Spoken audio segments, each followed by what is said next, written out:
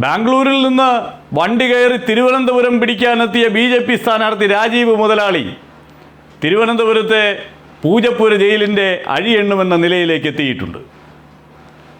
വ്യാജ സത്യവാങ്മൂലം സമർപ്പിച്ചാൽ നമ്മുടെ ജനപ്രാതിനിധ്യ നിയമം അനുസരിച്ച് 2 വർഷം വരെ തടവ് ശിക്ഷ കിട്ടാവുന്ന കുറ്റമാണത്. അങ്ങനെയെങ്കിൽ രാജീവ് ചന്ദ്രശേഖർ ആ ശിക്ഷയ്ക്ക് അർഹനാണ്. തിരുവനന്തപുരത്തെ പ്രബുദ്ധരായ ജനതയെയും നമ്മുടെ ജനാധിപത്യത്തെയും മുണ്ടുപൊക്കി കാണിക്കാൻ ശ്രമിച്ച ഈ രാജീവ് മുതലാളി നാമനിർദ്ദേശ പത്രികയോടൊപ്പം സമർപ്പിച്ചിരിക്കുന്ന സത്യവാങ്മൂലം മുഴുവൻ തെറ്റുകളും നുണകളുമാണ് എന്നുള്ള കാര്യം നമ്മൾ കഴിഞ്ഞ ദിവസം ചൂണ്ടിക്കാട്ടിയിരുന്നു. ആ സത്യവാങ്മൂലത്തിലെ ഗുരുതരമായ ഒളിപ്പിച്ചു വയ്ക്കലുകൾ അത് വ്യക്തമാക്കുന്ന തെളിവുകൾ ഇപ്പോൾ പുറത്തു വരികയാണ്. രാജീവ് ചന്ദ്രശേഖർ തൻ്റെ ഇമ്മൂവബിൾ അസറ്റ്സിൻ്റെ കൂട്ടത്തിൽ തൻ്റെ മൊത്തത്തിലുള്ള സ്വത്ത് വിവരം വെളിപ്പെടുത്തുമ്പോൾ 100 കോടിയിലധികം എഴുതി വച്ചിട്ട് കൂട്ടി എഴുതിയിരിക്കുന്നത് 9 കോടിയാണ് എന്നുള്ള കാര്യവും ആ 9 കോടി തന്നെ മറ്റൊരു ഭാഗത്തെത്തുമ്പോൾ 13 കോടിയായി മാറുന്ന മായാജാലത്തെക്കുറിച്ചുമൊക്കെ നമ്മൾ ചർച്ച ചെയ്തു. അതോടൊപ്പം രാജീവ് ചന്ദ്രശേഖറിൻ്റെ ഇമ്മൂവബിൾ അസറ്റ്സ്, അതായത് വസ്തുവും വീടും അടക്കമുള്ള കാര്യങ്ങൾ, അതിൽ ഈ സത്യവാങ്മൂലത്തിൽ രാജീവ് പറയുന്നത് കോറമംഗലയിലുള്ള 419 നമ്പർ വസ്തുവിനെയും അതിനകത്തുള്ള ഗ്യാരേജിനെയും കുറിച്ച് മാത്രമാണ്. അത് വാടകയ്ക്ക് കൊടുത്തിരിക്കുന്നു എന്നാണ് പറഞ്ഞിരിക്കുന്നത്. അതായത് രാജീവിന് സ്വന്തമായിട്ട് വീടില്ല, വസ്തുവില്ല, മക്കളുടെ കയ്യിൽ നിന്ന് കോടിക്കണക്കിന് രൂപ കടം വാങ്ങി ജീവിച്ചുകൊണ്ടിരിക്കുന്ന ഒരു മനുഷ്യൻ. പക്ഷേ ആ രാജീവ് ചന്ദ്രശേഖർ ഇതേ കോറമംഗലയിൽ ഈ 419 നമ്പർ വാടകയ്ക്ക് കൊടുത്തിരിക്കുന്ന ആ ഗ്യാരേജ് ഇരിക്കുന്ന സ്ഥലത്തിന് തൊട്ടടുത്ത് 408 നമ്പറിലുള്ള വസ്തുവും വീടും തൻ്റെ പേരിലുള്ളതാണ് എന്ന് തെളിയിക്കുന്ന ടാക്സ് റെസീറ്റാണ് നമ്മൾ ഈ കാണുന്നത്.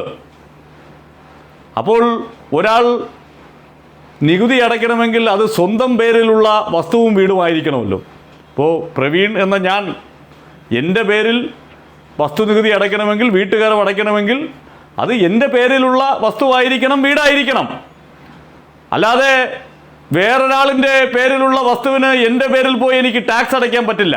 അങ്ങനെയെങ്കിൽ രാജീവ് ചന്ദ്രശേഖർ 2018 ടാക്സ് അടച്ചിരിക്കുന്നത്, അതും 6,84,770 രൂപ അടച്ചിരിക്കുന്നത് രാജീവ് ചന്ദ്രശേഖറിൻ്റെ പേരിലാണ്. ആ രാജീവ് ചന്ദ്രശേഖറിൻ്റെ പേരിലുള്ള വസ്തുവിൻ്റെ കാര്യം എന്തുകൊണ്ട് ഈ സത്യവാങ്മൂലത്തിൽ രേഖപ്പെടുത്തിയിട്ടില്ല? 2018 രാജ്യസഭയിലേക്ക് മത്സരിക്കുന്ന അവസരത്തിൽ രാജീവ് ചന്ദ്രശേഖർ നൽകിയ അഫിഡവിറ്റിലും ഈ വസ്തുവിനെക്കുറിച്ചുള്ള വിവരങ്ങൾ ഉൾപ്പെടുത്തിയിട്ടില്ല. പകരം ഈ താമസിക്കുന്ന 408 നമ്പർ വീട്, അത് 3,73,00,000 രൂപ വാടകയ്ക്കാണ് താൻ താമസിക്കുന്നത് എന്നാണ് പറഞ്ഞിരുന്നത്. എന്തൊരു നുണയാണ് എന്ന് നോക്കൂ. ഈ ജനാധിപത്യത്തെ ഇങ്ങനെ കൊഞ്ഞനം കുത്തി കാണിക്കുകയല്ലേ. താമസിക്കുന്ന സ്വന്തം വീട് തൻ്റെ പേരിലല്ല, തൻ്റെ കമ്പനിയുടെ പേരിലാണ് എന്നും 3,73,00,000 രൂപ വാടകയ്ക്ക് താൻ അവിടെ താമസിക്കുകയാണ് എന്നും രാജീവ് ചന്ദ്രശേഖർ പഴയ അഫിഡവിറ്റിൽ പറയുന്നു. ഇപ്പോഴത്തെ അഫിഡവിറ്റിലാണെങ്കിൽ അങ്ങനെ ഒരു കാര്യം ചൂണ്ടിക്കാട്ടിയിട്ടേ ഇല്ല. യഥാർത്ഥത്തിൽ അത് രാജീവ് ചന്ദ്രശേഖറിൻ്റെ പേരിലുള്ളതാണ് എന്നുള്ളതിൻ്റെ തെളിവല്ലേ നമ്മൾ ഈ കാണുന്നത്. രാജീവ് ചന്ദ്രശേഖർ അദ്ദേഹത്തിൻ്റെ പേരിൽ നികുതി അടച്ചെങ്കിൽ ആ വസ്തു അദ്ദേഹത്തിൻ്റെതാണ്, അത് വേറൊരാളിൻ്റേതല്ല. വഴിയെ പോകുന്ന ഒരാളിൻ്റെ വസ്തു എൻ്റെ പേരിൽ എനിക്ക് പോയി നികുതി അടയ്ക്കാൻ കഴിയില്ല. ഇവിടെ കൃത്യമായി സർവേ നമ്പർ 68-2-408 അതുമായി അറ്റാച്ച് ചെയ്യപ്പെട്ട മറ്റൊരു വസ്തുവിന് അടച്ചിരിക്കുന്ന നികുതിയുടെ റെസീപ്റ്റും നമുക്ക് ലഭ്യമായിട്ടുണ്ട്. അപ്പോൾ നോക്കൂ, എത്ര സുന്ദരമായാണ് നമ്മുടെ തെരഞ്ഞെടുപ്പ് കമ്മീഷനെയും തിരുവനന്തപുരത്തെ ജനങ്ങളെയും ഒക്കെ ഇയാൾ പറ്റിക്കാൻ ശ്രമിക്കുന്നത് എന്ന്.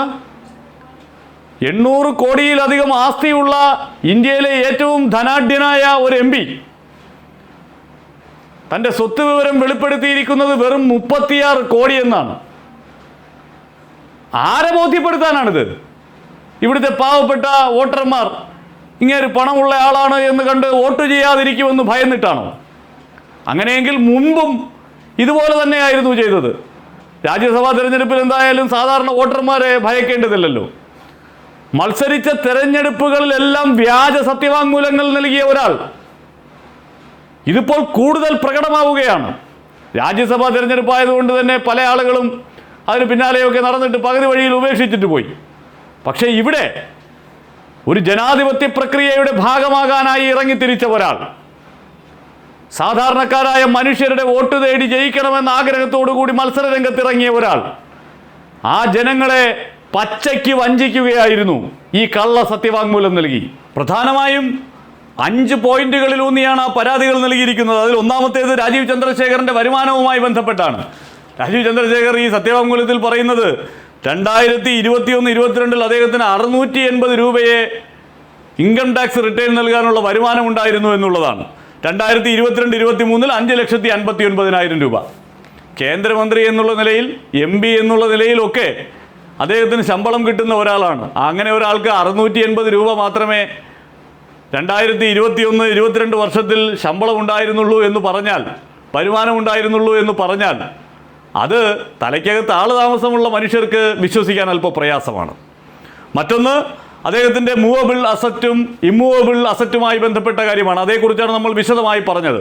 ഈ പരാതിയിൽ മൂന്നാമതായി ചൂണ്ടിക്കാട്ടുന്ന കാര്യം സത്യവാങ്മൂലത്തിലെ പേജ് 9 വാഹനവുമായി ബന്ധപ്പെട്ട് അദ്ദേഹം നൽകിയിരിക്കുന്ന വിവരങ്ങളാണ്. അദ്ദേഹത്തിൻ്റെ കയ്യിൽ 10,000 രൂപയുടെ ഒരു 1942 മോഡൽ ഒരു വണ്ടി മാത്രമാണുള്ളത്, ബൈക്ക് മാത്രമാണുള്ളത്. അതും 94-ൽ മേടിച്ചത്. 10,000 രൂപയെ അതിന് വിലമതിപ്പുള്ളൂ എന്നുള്ളതാണ്. ഇതേ രാജീവ് ചന്ദ്രശേഖർ തന്നെ വിവിധ ചാനലുകൾക്ക് നൽകിയ അഭിമുഖത്തിൽ തൻ്റെ കയ്യിലുള്ള ലക്ഷറി വാഹനങ്ങളെക്കുറിച്ച് വാചാലനാകുന്നത് ഈ നാട് കേട്ടിട്ടുണ്ട്. സ്വന്തമായി എയർക്രാഫ്റ്റ് ഉള്ള ആളാണ് എന്നുള്ള കാര്യം അദ്ദേഹം തന്നെ പല മാധ്യമങ്ങളുടെയും അഭിമുഖങ്ങളിൽ പറയുന്നത് ഈ നാട് കേട്ടിട്ടുണ്ട്. അങ്ങനെ ഒരാൾ തൻ്റെ പേരിൽ ഒരു വണ്ടിയുമില്ല എന്ന് പറയുകയാണ്. ചിലപ്പോൾ അതൊക്കെ ബിനാമികളുടെ പേരിലോ കുടുംബത്തിലുള്ളവരുടെ പേരിലോ ഒക്കെ ആക്കിയേക്കാം. അതൊക്കെ എന്തായാലും സത്യസന്ധത എന്ന് പറയുന്നത് തെല്ലും രാജീവ് ചന്ദ്രശേഖർ അതിനകത്ത് പുലർത്തിയിട്ടില്ല എന്നുള്ളത് മറ്റൊരു കാര്യം.